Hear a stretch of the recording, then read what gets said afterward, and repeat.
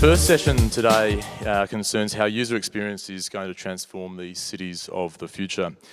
So the business of cities has evolved into a complex and dynamic ecosystem of design thinking that has the experience of its users, the community, and many of us in this room at its very core. So what do users want? How are they affected by the ecosystem around them? And what can the industry do to deliver a better user experience for its users? So today, Adam Scott is going to present to us. He is the Global Head of Design at Hassel and the Creative Director of FreeState. Adam is the creative Director of FreeState, the award-winning design agency responsible for storyboarding some of the world's greatest brands. Adam's singular approach to the art of communication explores the idea of branding as an experience. Please join me in welcoming Adam to the stage.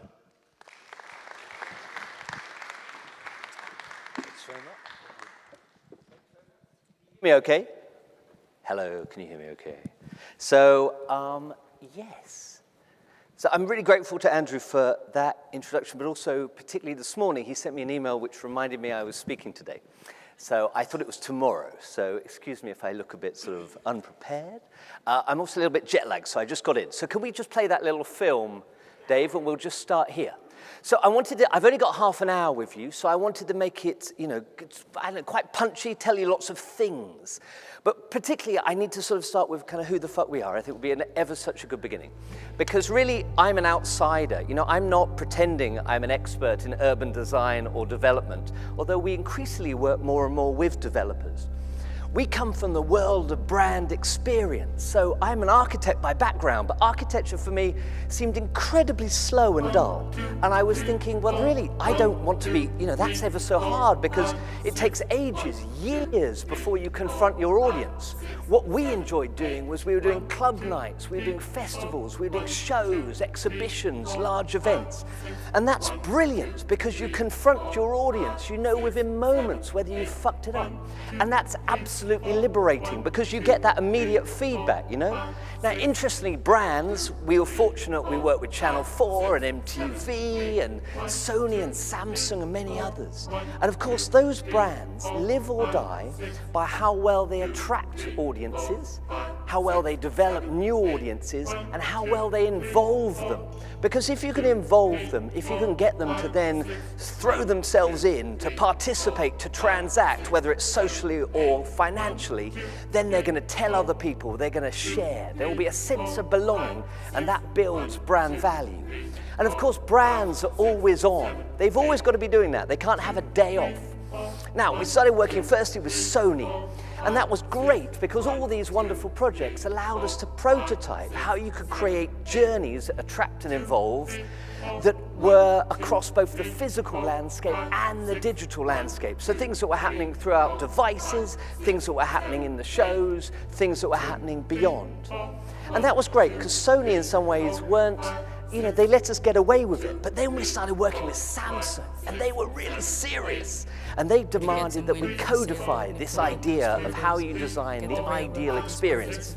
So we started working out exactly how we would draw people in, what that disruptive start point would be, how we would then make them curious, how we would guarantee that we could get people involved, and ultimately how we could be certain that they'd celebrate and tell others.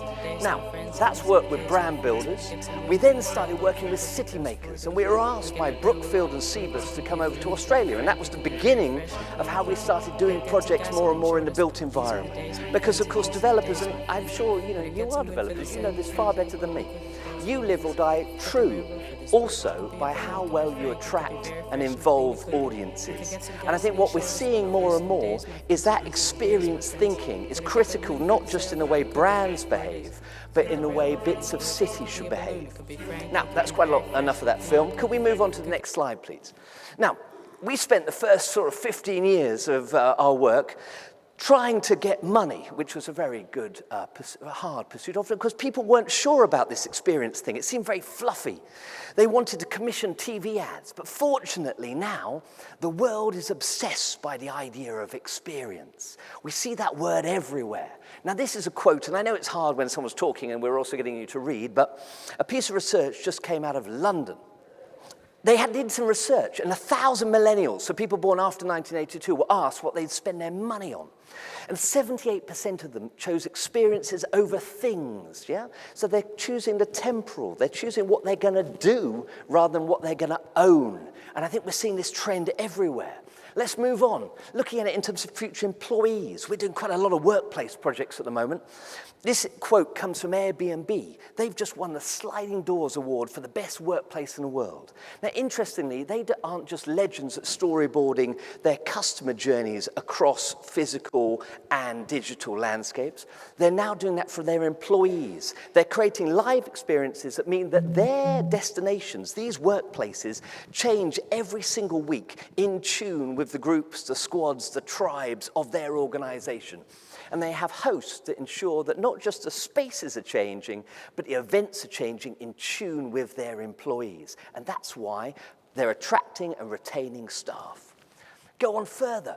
Airports. I don't know if you'd agree with me, but apart from maybe motorway service stations, the world's shittest experiences are in airports.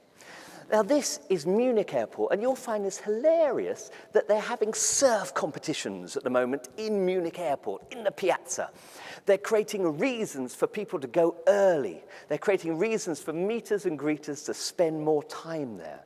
Again, it's the live program that is bringing value to this place. It's allowing them to differentiate, to compete against all the other airports you could go to.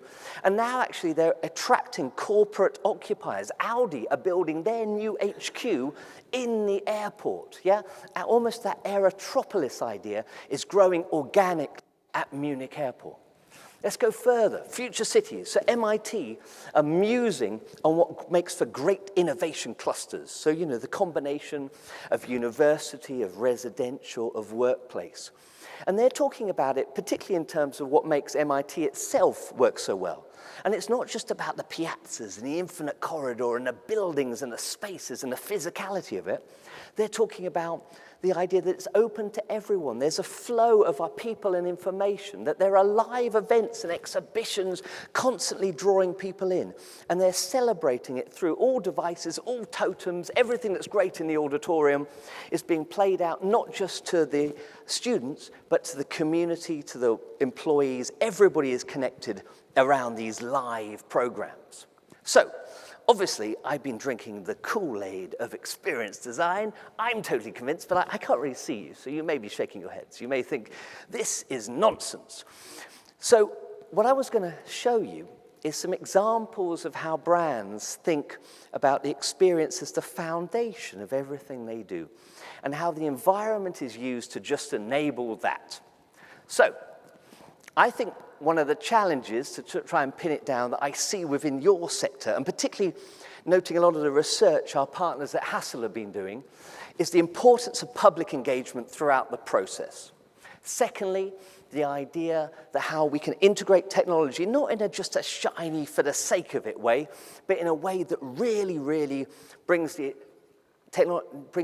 environment to life and better connects it with its users. And lastly, how we can think about this all together as places that are authentic, that are genuinely engaging, attracting, and involving audiences. And I think experience design has a role to play in all of that. However, when I look around, I don't see that at all. I see incredibly inert places where placemaking is sort of described in terms of the quality of benches rather than how extraordinary those experiences will be that draw people in. In many ways, these environments are not experience ready. They've led with the infrastructure, they've then followed through with the architecture, and the experience bit is an overlay. It is an afterthought. Now, I'm going to show you a tiny film of almost the world's most extreme example. This is Songdo. It's a $30 billion kind of city in a box in South Korea. It's only been open 2 years. And what it does is it leads with the idea that this is a city of sensors, a city of technology, a city where the infrastructure works incredibly hard. But tell me what you think about the experience. Here's the film. So what do you build when you're starting from scratch? Songdo's creators promise a truly green city with 40% parkland, total broadband coverage and sensors to monitor traffic and the environment. But the American firm behind the development says the city has also learned from the past. We took an approach that has the best elements of some of the finest cities in the world. We have a performing arts center that's situated on the water out on a point, just like the Sydney Opera House. The idea was to make something iconic like that. We have a central park with high-rise buildings surrounding and ringing that central park, just like New York Central Park. And lastly, we have a canal within our central park that's somewhat similar to Venice's canal system, even with a water taxi system that rides, that you can take a boat and ride on down through our canal. The cityscape might be ambitious, but some of the most impressive architecture lies underground.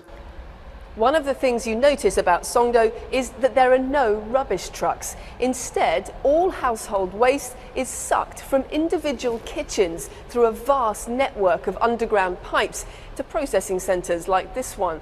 Once here, it's automatically sorted and processed to be kinder to the environment. Not everything is easier here. Transport links into Seoul aren't as quick or simple as they seem on paper, and Songdo doesn't yet have the diverse creativity of South Korea's capital city. But the country's smart city pioneers aren't giving up yet.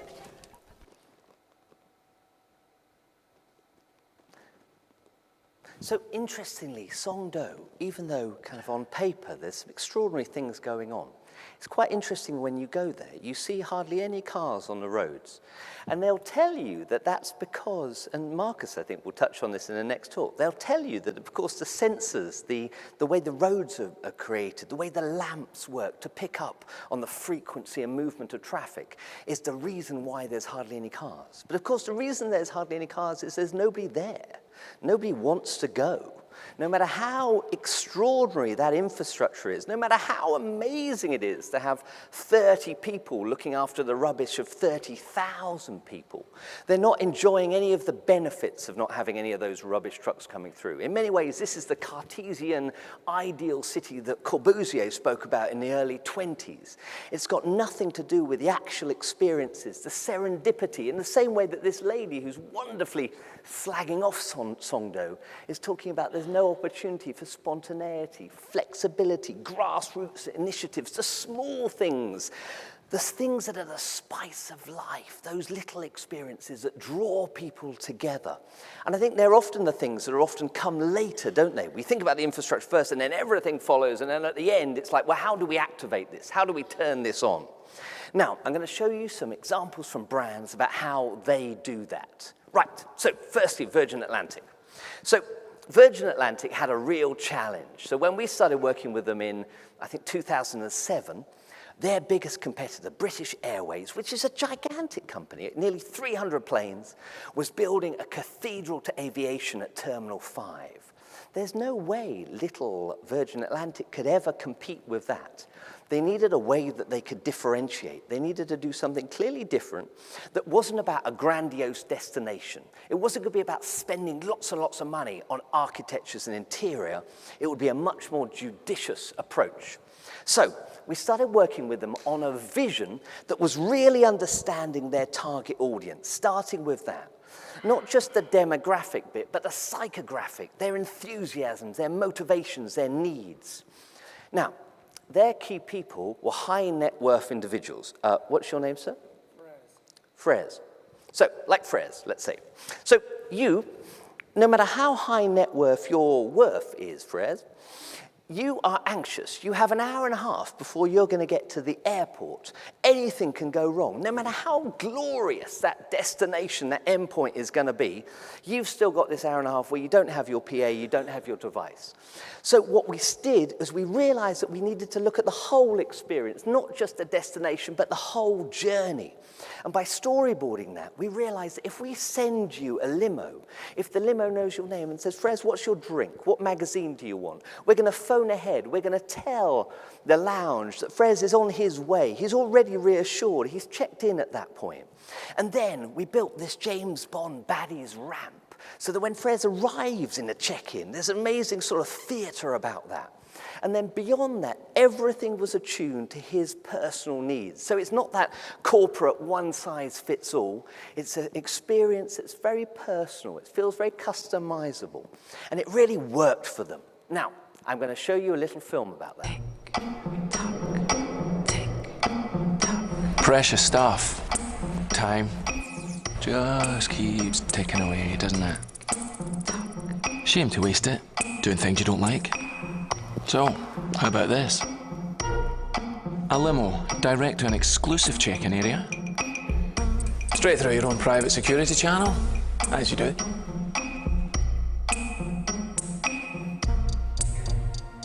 Leaving you more time in here, doing things you do like. Yep, precious stuff. Time. Talking of which, must fly. So let's go back. I'm just going to show you this. So the way we work, the way we design these things, is we think about it in terms of time.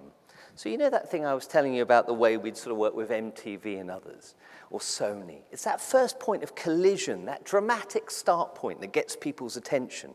And then it's the curiosity bit. You've got to make it relevant. You've got to make it immediately personal. And then beyond that, you've got to give things for them to connect with them that aren't telling them they have to dive in right away, but they're sort of understanding the rules of the game before you get into the detail of exactly what people are going to do. And it's interesting that the way we work is that we're allowed to influence every single element of it. So whether it's the digital bit, the physical bit, whether it's the adverts, whether it's the architecture. And by having one sort of experience direction, it makes certain that Freres is going to have a fantastic experience.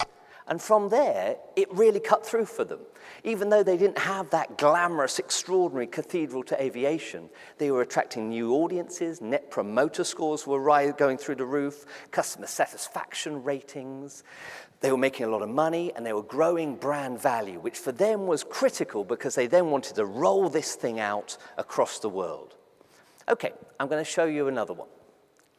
So I want to talk a little bit about Burberry. So Burberry, if we look, well, again, this was 2012 for them. So this is a really tired brand in 2011, 2012. It's almost spoken of in the same way that people would speak about Marks and Spencer's. And so the mission here was, how do you turn this into a loved, globally recognized brand? How do you better connect it with new audiences rather than older audiences? What on earth will millennials who are caring more and more about the digital interface going to give a damn about trench coats and particularly going to the shop? So how on earth would they connect? And what Angela Ahrens, the CEO, looked at was, and Christopher Bailey, they looked at how you would have a vision that is first and foremost about the ideal experience for the ideal target audience, and then everything would follow. So let me show you a tiny film about that. Great brands and great businesses have to be great storytellers too. We have to tell authentic stories, emotive, compelling stories. And I think even more so because we're nonfiction. And we are building a lifelong relationship with people. And every great relationship has to be built on trust. Everything we're going to do is target this millennial consumer. And if we do that, we're going to have to speak in their language. And their language was rapidly becoming digital. So we studied this customer and then adjusted each of our strategies in order to be relevant and authentic to this audience that we were catering to. Because I think everything you do going forward, you can't do anything the traditional way. It has to be so visual. And we hit on this word energy early on and said, we want everything we do to have energy. If you go onto Burberry.com, there's a section called Burberry Acoustic. There's over 65 videos up of young British talent. Every month, when Christopher would put up a Burberry Acoustic act, that act is now live. We can stream it to 150 other Burberry stores. We can stream it to digital outdoor sites. You could watch it on your mobile device. So Burberry Acoustic was online, Burberry Acoustic becomes live offline. We talk a lot about blurring the lines between physical and digital. But we actually woke up a couple years ago and said, okay, wait a minute, but we're a retailer. How do we create Burberry World Live? Christopher and the architects and the technology guys got together to design and create what we call the store of the future. Largest Burberry store in the world. It's on Regent Street in London. We wanted it to feel when you walked in the front door as if you were actually walking in to the website. We put music first. We put emotion first over just the hard product. And that entire thing was done digitally. Everything was launched digitally first, and now is going into the physical world. And I don't think the world's ever going to want to stop hearing stories. So I find that really interesting, this idea of they started with the software, the idea of its liveness, of its content, of its program. That whole idea about Burberry Live is about how you begin by better understanding that audience, and then every single thing you do is riffing on that.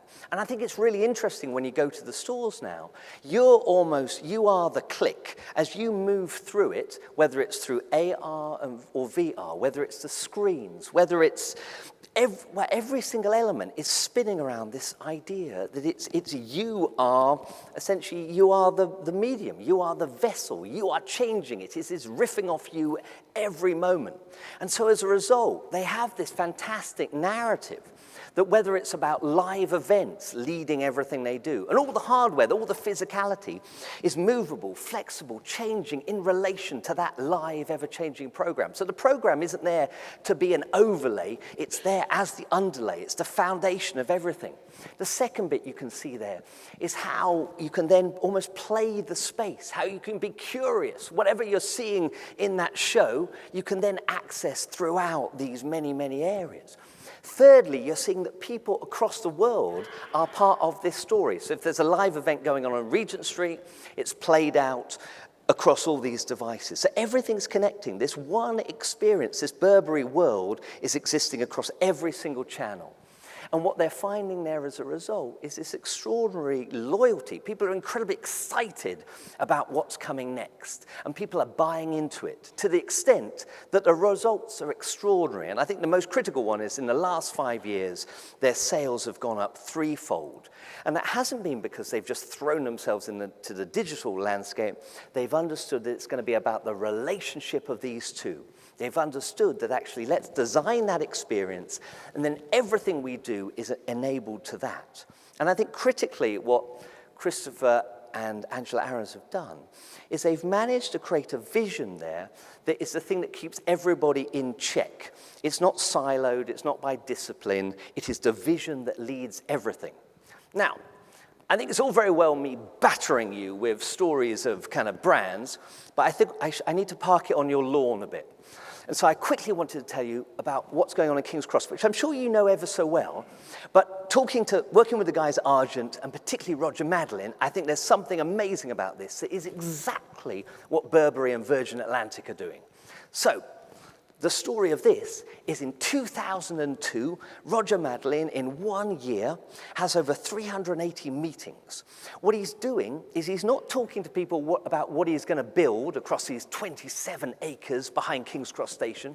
He's asking people what they want to do. He's asking them about the events, the activities. He's asking what's going to bring people together. He's interested in chance encounters of how different communities could meet. And based on that vision, these principles for a human city, they then started looking at what that would mean for a live program. They're not just looking at it in terms of the piazzas and the buildings that they're going to build. They're thinking about what would a day be like here? How can they guarantee that you're going to spend time here, that you're going to bounce from activity to activity? And critically, they didn't wait until it was finished, because at the moment it's still not finished. They built the piazza first. They built the live events program first. All these buildings followed. So they're making a live experience place even before any of the occupiers are there. And then that allowed them to market this live experience. So the marketability is throughout the last 15 years. It's not waiting for it to be finished. It's not sticking an image on a hoarding and hoping people will relate to it. They are walking the talk every day. And that's why Google are moving in in 2 weeks' time. It's why YouTube moved in a year before, because they note that Roger Madeleine and his team really understand what attracts and involves people. And then based on that program, that team, Argent, across all the elements of the experience, so not just the architectural, the environmental, the physicality, everything verbal, visual, everything that the security guards say, the maitre d' say, the concierges say, everything that happens on the website or in the events, every single story is led by one vision that is only there to attract and involve people.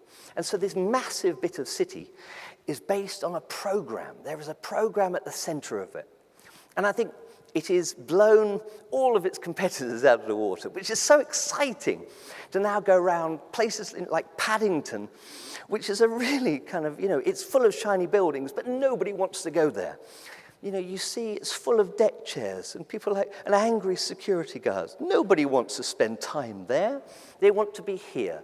And that's the thing that's pushing up their rents. It's making them easier for them to target those critical occupiers that they want, and ultimately is creating a great experience place.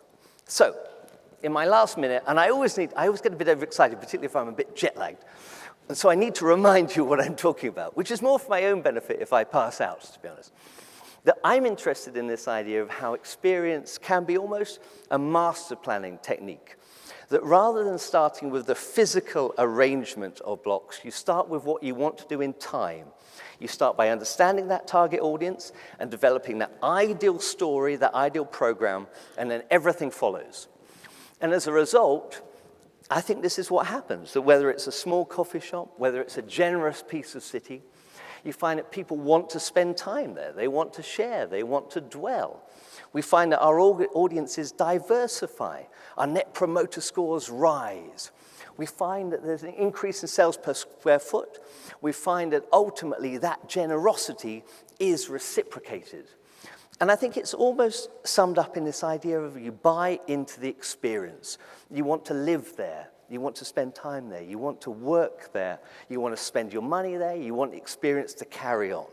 And so, in conclusion, it's all about the experience, not the environment. Let's build experiences first, and then our environments, our bits of city, should enable those ideal experiences. Thank you. Thanks, Adam. That was great. Very interesting to hear about applying brands and experience to the built environment. I come from a background working for developers for quite some time in marketing, communications, experience, et cetera. And time again, you see experience tacked on as a bit of a band-aid towards the end of a development process when an asset is complete, be that a precinct, be that a residential building, be that a house and land community, be that a commercial office tower. How do you think Australian developers can start to apply experience at the very beginning of the cycle to ensure that it is part of a project's DNA from the get-go right through to completion? Yeah, well, I think they need to buy into this as an intervention. And so, this would be, I can't go back. But the idea that, yes, you're going to put time in and money into working out what that vision is first, rather than kind of coming at it, kind of once you build it, it's hoping they'll come. Exactly. And ultimately, I think it's only for developers who really care about that ongoing reality. If you're just there to flip it in the first few years, then it doesn't matter. But if you kind of care about how it grows in value over time, then I think this is what you do. Indeed. There's a hot tip from a global expert. Let's thank Adam.